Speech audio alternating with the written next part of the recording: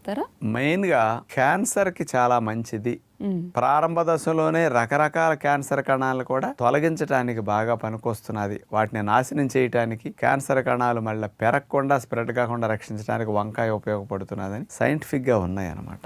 ఈ వంకాయలో ఉండే glyco alkaloids అనే కెమికల్స్ స్పెషల్గా ఏం చేస్తాయంటే క్యాన్సర్ కణాలు, అంటే రకరకాల అవయవాల క్యాన్సర్ కణాలు కొంచెం డిఫరెంట్గా ఉంటాయి కదమ్మా. బాడీలో ఏ రకమైన క్యాన్సర్ కణం ఉన్నప్పటికీ ఆ క్యాన్సర్ కణానికి బ్లడ్ సప్లై కట్ చేస్తుంది అనమాట. రక్తనాళాల మార్పులు తీసుకొచ్చి పోషకాలు వెళ్లకుండా చేసేస్తుంది అనమాట. దానివల్ల ఏమవుతుంది, క్యాన్సర్